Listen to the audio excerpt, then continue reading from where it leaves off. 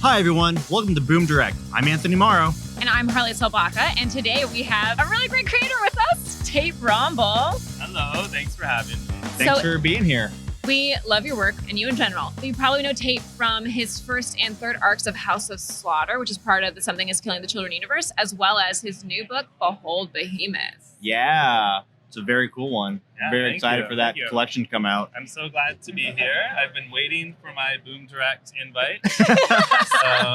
So let's get into it. What was your biggest inspiration for Behold Behemoth? For Behold Behemoth, there were a lot of influences. The kernel of the idea actually came to me in 2019, where I was wanting to do like a darker horror story in the vein of Death Note. The Immortal Hulk was big at the time, so I wanted to tap into what Al Ewing was doing there. But it was just like the kernel of the idea. Actually, the first issue of the book basically came to me fully formed way back in 2019, but I was like, I don't know what the rest of this story is. And then 2020 happened, and and suddenly... What happened in 2020? What happened?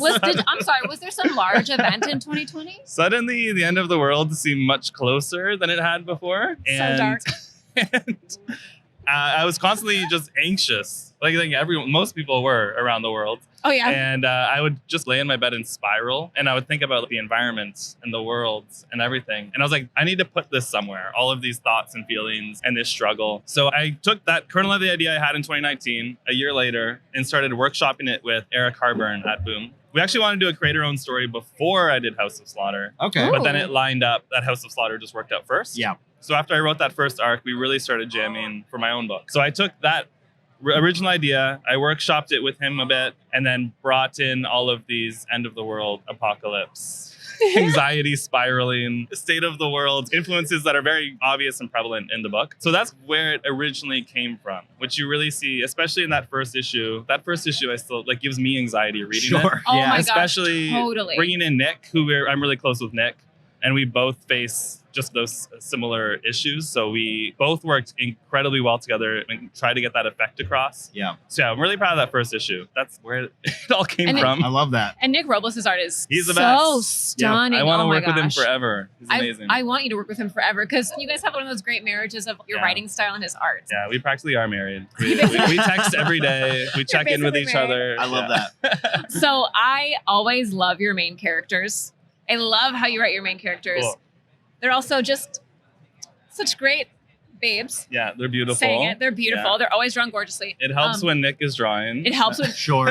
I really love Gray. I think it's so fascinating that you used a character who is a social worker, which is something that you don't see a lot, and I loved that. Yeah. So I would love it if you could tell us, A, why you did that, and also what advice would you give Gray in his situation? I would tell Gray to rest, to sleep some more, do some breathing exercises.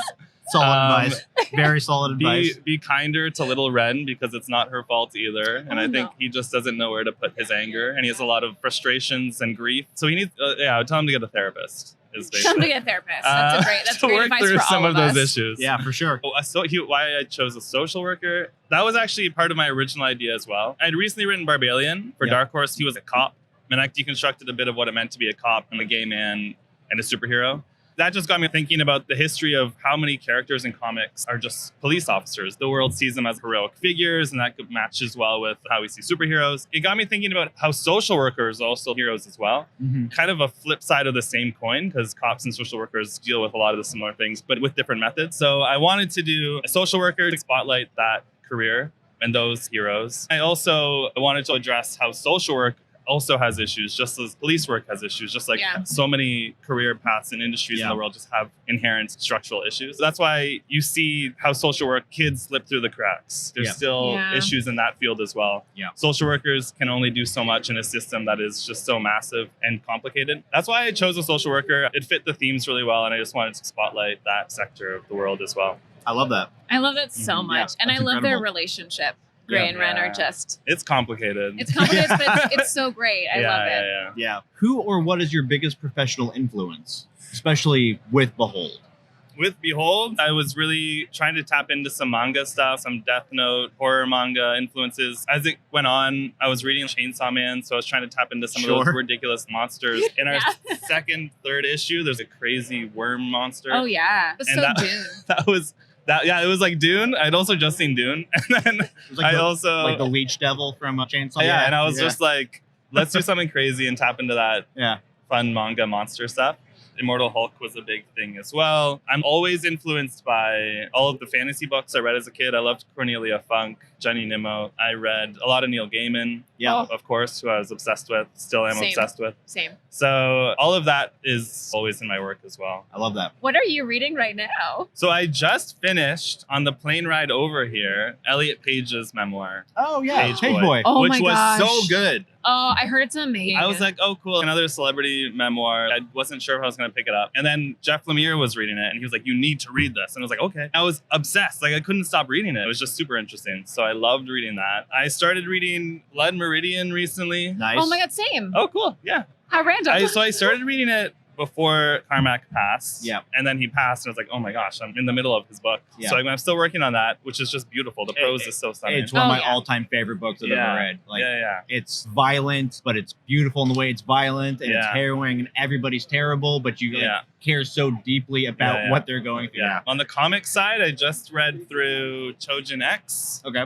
which Ooh. is from Tokyo creator of Ghoul. Tokyo Ghoul. Yeah. So Oh, yeah. he's now doing Chojin X, his new Yeah. series. Awesome. Yeah. That was it. It's really good. It's fun. Superhero influence. Like it's about kids who suddenly discover they have powers, but it's got horror influences as well. So it's cool. I got the Viz sample reader for that. Oh, from, cool. From ALA. When we were at ALA together. Yeah. No, I really liked it. Um, And it's so- funny. His humor is just, I love Awesome. it. That was recommended to me by Further Deladera, actually.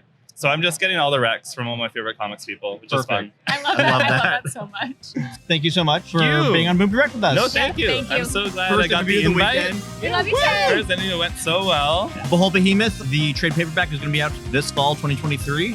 Nice. Good.